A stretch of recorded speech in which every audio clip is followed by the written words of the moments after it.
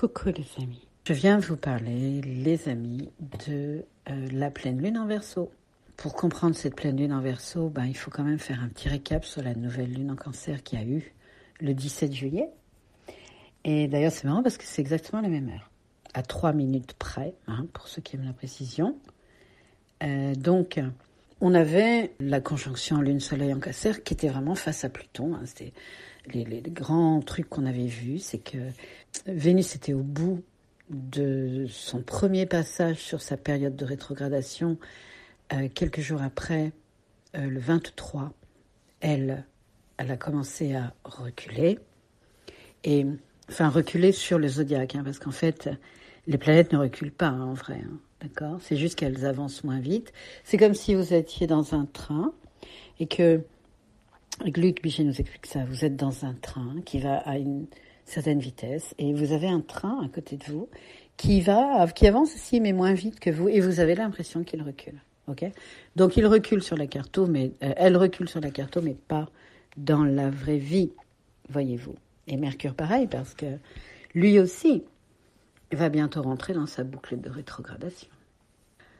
Donc, on avait noté qu'au milieu de cette boucle de rétrogradation de Vénus se pointait la licorne au 19e, 20e degré, qui était un point jaune sur la carte que l'on avait déjà nommé plusieurs fois en 2022, puisque à ce degré-là, Mercure, le Soleil et Vénus, entre la nouvelle lune du 28 juillet, la pleine lune du 12 août, la nouvelle lune du 27 août, étaient venus se positionner exactement au même endroit.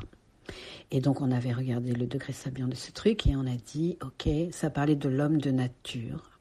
J'aime bien cette phrase-là, l'homme de nature, puisqu'on faisait référence à des peuples qui avaient été dominés, disons, par une civilisation, entre guillemets, avancée, et qu'il y avait un retour vers ce que ces peuples primitifs pouvaient nous apprendre. C'était revenir à l'homme de nature. Et donc, c'est ce dont nous parle la licorne. J'ai appelé comme ça, moi, d'accord ? Parce que je choisis la licorne exprès, et non pas Lilith, c'est-à-dire la lune noire corrigée. C'est pas celle-là que je prends, pour pas parler des plus grandes peurs, en fait, mais pour parler de ce que la conscience veut vraiment. Okay ? Donc, il y a une invitation dans les signes du lion, à ce 20e degré, pour cette licorne commune à tout le monde, de faire la part des choses, parce qu'on est au milieu du signe, quasiment, d'accord, au 19e degré. Mais il chapeaute un petit peu tout le signe du lion, il fait référence au lion de Némée dans les travaux d'Hercule, qui est le premier travail, si celui-là n'est pas fait, aucun autre ne peut être fait, qui renvoie au fait de rentrer dans un lieu, refuge à l'intérieur de soi, qui est un espace de paix profond, et à partir duquel on peut s'ouvrir au sensible, parce qu'on a revêtu notre peau d'invulnérabilité et qu'on n'est plus sensible ni à la critique, ni à la flatterie, mais qu'on peut ouvrir son cœur, commencer à ouvrir son cœur sans devenir écorché vif, vous voyez ? Donc ça, c'est l'idée de qu'est-ce que l'éveil dans les signes du lion. Pourquoi je vous dis ça ? C'est parce que, en fait, l'axe lion-verseau est un axe d'éveil. Alors, du point de vue du lion de Némée, c'est trouver ce lieu refuge de paix totale à l'intérieur de soi, invulnérable. Ok ? Et en face, le Verseau, la manière, pourquoi c'est l'axe de l'éveil ? Parce que la manière dont on pourrait parler de l'éveil du côté du Verseau, c'est de faire référence à cette inspiration magnifique que sont les idées platoniciennes où surgit de nulle part alors que vous êtes en train de faire la vaisselle, tout d'un coup il dit tiens, et si j'appelais Josette, voyez-vous, ou Michel, ou Jacqueline, ou Bernadette. Et c'est pas des prénoms très très contemporains, mais c'est bon, c'est comme ça, c'est ce qui m'est venu. Et donc les idées platoniciennes qui font référence à se laisser inspirer. Et pourquoi ça m'intéresse de vous le dire ? C'est parce que les nœuds ont changé d'axe. On était dans l'axe Taureau-Scorpion. Il y en avait le sud en Scorpion, le nord en Taureau qui nous disait de transformer de manière substantielle les choses, surtout avec Uranus qui est dedans, mais en taureau, il y avait l'idée de voir la beauté. Hein. Je reprends une phrase de Luc Biget que j'aime beaucoup par rapport au signe du taureau. Il dit « Montrer la présence de l'esprit à travers la beauté de la matière. C'est les formes et la révélation de la beauté. » Cette époque nous demandait une transformation substantielle. La pensée doit transformer le monde concrètement. Et là, il y a un changement d'axe. On passe avec un honneur en bélier. Et là, maintenant, l'idée, vous voyez, avec cet homme de nature, ça va être vraiment l'idée, avec le bélier, de se laisser inspirer. C'est vraiment ça, la nouvelle... le nouvel axe commun à tout le monde, voyez-vous, cette époque nous demande de la spontanéité, de se laisser imbiber par la nature, de se laisser imprégner. Et la pensée est invitée à se laisser inspirer, vous voyez, parce que le bélier, c'est la tête. C'est aussi tout l'appareil génital féminin, hein. On retrouve tout le dessin du bélier. Mais bon, du coup, Mars, aussi bien pour le Scorpion que pour les signes du Bélier. Mais justement, ce Mars, c'est lui qui est maître du signe de ce Bélier. Et vous allez me dire, oui, mais quel rapport avec la pensée, se laisser inspirer? Mais le Bélier, il se laisse inspirer parce que on va parler d'énergie vitale avec Mars. Mars en Bélier, on va parler d'énergie vitale, alors que Mars en Scorpion, on parlerait de la notion de transmutation, de transformation, plus en mode Pluton, vous voyez. Mais là, on parle d'un Mars qui est un Mars de l'énergie vitale. Hein. Ça fait référence au jugement de Diomède. Croire qu'on va gérer quelque chose à coup de volonté, à coup d'intelligence, alors que l'on parle d'énergie vitale, c'est se leurrer complètement. Vous voyez, il y a comme une forme comme ça de... On nous demande de revenir à l'homme de nature, on nous demande de revenir à une forme d'inspiration, à se laisser traverser par les idées platoniciennes en Verseau et puis en Bélier, à se laisser complètement inspirer. Okay. Finalement, nous ne sommes plus aux commandes. Nous laissons la conscience être aux commandes. Et voyez-vous, ce qui est marrant, c'est qu'il y en a un qui valide un peu tout ça, c'est Saturne. Alors, il était en opposition à Mars la dernière fois. Et là, il est carrément en opposition à pas mal de planètes. D'ailleurs, vous voyez en bas à droite de la carto qu'elles sont toutes équidistantes quasiment. Il y a comme ça une espèce de balayage, okay. On pourrait dire le fait que ce soit équidistant comme ça, il y a un ordre, et c'est Saturne qui valide ça, hein, qui valide l'ordre. Saturne en Poisson, on en a déjà parlé. C'est à Saturne qui arrête de se justifier et qui va se connecter à la réalité, à la présence du rien.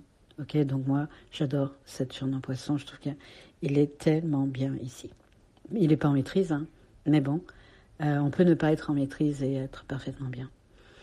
Et vous voyez, alors, ce signe du Verseau, bon, dont le Poisson, c'est un des côtés du signe du Verseau, et de l'autre côté, c'est le Capricorne. Et en fait, vous voyez, en face d'une opposition, c'est-à-dire là, Lune, Soleil, Lion, Verseau, eh bien en fait, les deux signes qui sont de part et d'autre du Verseau sont en quinconce avec qui, ben, ma foi, Vénus en Lion, qui, elle, est quasiment au dernier degré.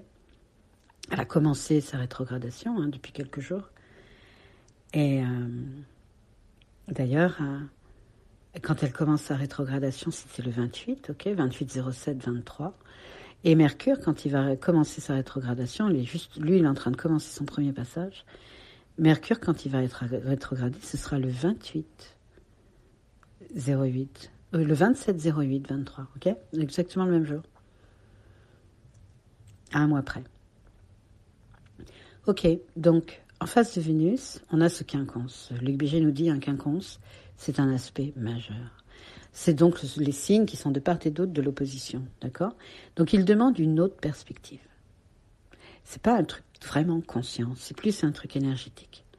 Et les quincons sont des aspects créatifs, comme avec une obligation à mûrir. Voyez, c'est pour ça que je parle de checkpoint par rapport au fait de se préparer à l'entrée en Pluton en Verseau 2024, parce que là, pleine lune en Verseau, c'est la dernière avant que Pluton ne rentre.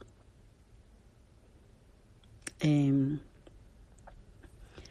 il y a non seulement une validation de Saturne, ça on a bien compris, mais il y a une obligation à mûrir, et pas à mûrir en termes de yes, we can et tout le bordel. Hein. C'est pas cette idée-là. C'est au contraire une forme d'espace intérieur, de paix intérieure. D'ailleurs, quand il y a des planètes rétrogrades, Luc Bigé nous avait dit, moi je trouve ça magnifique cette phrase-là, le temps extérieur nous échappe et le temps intérieur se déploie. Même avec Mercure, alors avec Vénus, c'était sur les valeurs, la notion de valeur. C'est, je dis c'était, mais c'est. Hein, il y a quelque chose de l'ordre de vos valeurs qui est en train de chercher une nouvelle, ça c'est encore des mots de Luc Bigé que j'adore, une nouvelle liberté d'être. C'est pas une liberté d'agir, ouais, c'est une liberté d'être. Et bien avec Mercure, ça va être une liberté de penser. Et ça nous va bien, ça nous va pas mal cette histoire-là.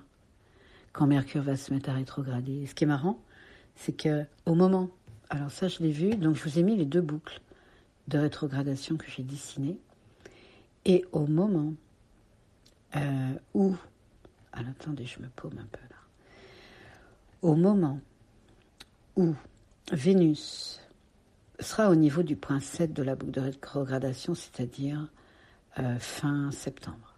Hein, elle se recalera sur le milieu de la zone qu'elle a labourée 3 fois, d'accord ? Ce sera son 3e passage, elle se mettra au milieu, elle sera au 20e degré, ce sera le 26-09-23. Et bien à ce moment-là, nous aurons Mercure à 2 jours près, le 24-09-23, qui lui fera son premier passage sur son point médian dans sa zone de rétrogradation.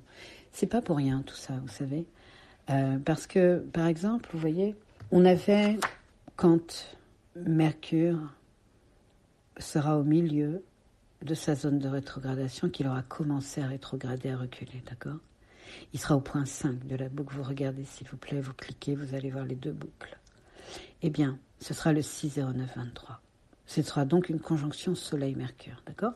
Et ce point bas-là, quand ce sera pour Vénus, ce sera la conjonction Vénus-Soleil, d'accord ? Quand on arrive en bas de cette boucle, ok ? Mais au moment où Mercure sera conjoint au Soleil au milieu de sa boucle, alors Vénus, elle se positionnera, ce sera le 06-9-23, sur le degré où était Mercure lors de la nouvelle lune en Cancer.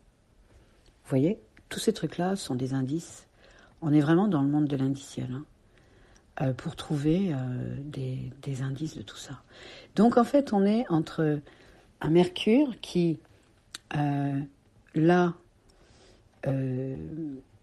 était, pour la nouvelle lune, Mercure était au tout début de la zone de rétrogradation de Vénus.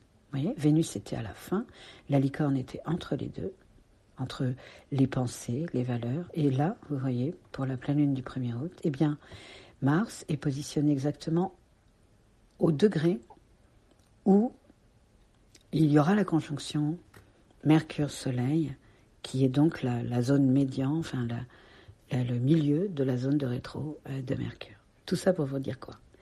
Pour vous dire que il y a une sorte d'ajustement entre ce que l'on croit, parce que c'est aussi les croyances. Hein. Vénus, c'est l'éthique et l'esthétique. Sont nos croyances, nos valeurs, vous voyez. Entre Mercure, ça va être ce que l'on pense, la manière que l'on a de penser. Mercure, vous savez, lui, c'est l'intermédiaire. Il va dans tous les mondes. Il n'a pas de monde à lui. Il peut aller dans l'eau, dans l'air. Il a des petites ailes au niveau de ses talons. Lui, il n'a pas de monde associé. Hein. C'est pas comme Neptune qui est dans les eaux, Zeus qui est en haut du mont Olympe. Vous voyez, c'est l'intermédiaire. Mercure, c'est le Mercure des alchimistes. C'est celui qui fait le lien. Et donc, Mercure, il était au début de la rétro de Vénus, et ensuite, eh bien, à un moment donné, il rattrapera Mars, pardon. Et il aura peut-être fait son taf, en fait, vous voyez, dans toute cette zone-là, entre le Lion et la Vierge. Pourquoi la Vierge? Parce que la Vierge, elle est invitée à articuler une forme avec une pensée. Oui. Et Luc Bichet nous dit, la Vierge l'a si bien fait qu'elle en a porté le Christ, comme je vous ai déjà plusieurs fois raconté. Elle est tellement intègre, elle est tellement dans sa pureté, on va dire. C'est tellement clair entre la pensée et la forme. La Vierge est tellement cohérente. Oui. Et là, cette cohérence-là, ça ne va pas seulement toucher la forme. Ça ne va pas être que l'articulation entre la forme et la pensée. Ça va être l'articulation entre l'action, la forme, la pensée. Et pas forcément l'action en termes de volonté. C'est l'action en termes de cohérence totale. Qu'est-ce qui est cohérent?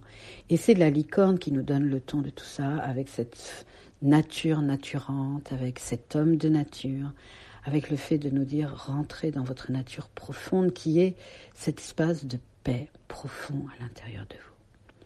Alors, cette pleine lune, elle est carrée à Jupiter. C'est le truc le plus clair qui est montré dans cette pleine lune. Un Jupiter en taureau qui amène une forme d'abondance d'ailleurs, même enfin ça vous regardez par rapport à la maison dans laquelle tombe Jupiter chez vous, mais il y a une forme d'abondance, une forme d'exaltation, mais attention parce que des fois c'est aussi l'exaltation des ennuis, hein, avec Jupiter c'est possible aussi, hein. Je veux dire, il y a quelque chose qui n'est pas mesuré en fait, d'accord? On est un peu dans la démesure. Et peut-être que ce Jupiter en taureau, parce que le taureau il a un côté, lui, où il est, peut être tenace le taureau bien sûr, mais le taureau, j'en ai parlé plusieurs fois, on va chercher avec le taureau les 3 pommes du jardin des Hespérides, on va chercher Sat, Chit, Ananda, voilà ce qu'on va chercher avec le taureau. On peut le dire autrement, avec un level un peu moins élevé, pour être plus dans quelque chose de l'ordre du commun de chacun, de dire la paix, c'est ce que nous dit le lion, hein. C'est l'invitation du lion, hein. C'est la paix intérieure pour pouvoir s'ouvrir à une extrême sensibilité, à notre partie créative aussi, hein, parce que on le répète, les quincons sont des aspects créatifs, mais il y a même une forme d'obligation à mûrir. Et que je reviens sur Jupiter, avec ces 3 pommes du jardin des Hespérides, on a dit la paix, la joie, l'amour au sentiment d'unité.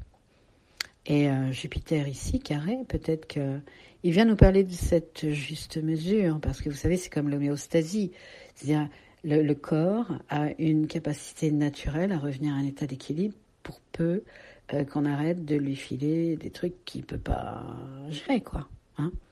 Et du coup, on est peut-être dans cette notion de la juste mesure. Voyez, parce que les choses sont mesurées, là, franchement. C'est vraiment mesuré. Il y a des échos, des rappels, des équidistances, des trucs de part et d'autre, d'un axe principal. Enfin, vous voyez, c'est vraiment mesuré et relativement précis pour un Mercure en Vierge. Voilà, les amis. Je vous souhaite une très belle pleine lune. On se reverra d'ici 15 jours pour un nouveau cycle, une nouvelle lune, d'accord? En attendant, laissez-vous imbiber peut-être. C'est peut-être le moment, au mois d'août, si vous êtes en vacances en plus, de pouvoir avoir le sentiment de ne pas être aux commandes, mais de laisser la vie aux commandes et de voir ce que ça fait chez vous, d'accord? De revenir à l'homme de nature, parce que, vous voyez, ça c'est Deepak Chopra qui dit l'herbe n'essaie pas de pousser, elle pousse. Et les oiseaux n'essaient pas de voler, ils volent. Et les poissons n'essaient pas de nager, ils nagent. Alors il termine en disant l'homme n'essaie pas de réaliser ses rêves. Il les réalise. Mais moi, j'ai peut-être envie de changer un peu la conclusion sur cette pleine lune-là et de dire l'homme n'a même pas besoin d'essayer de réaliser ses rêves. Pourquoi? Parce que c'est la vie qui veut. C'est la vie qui nous fait.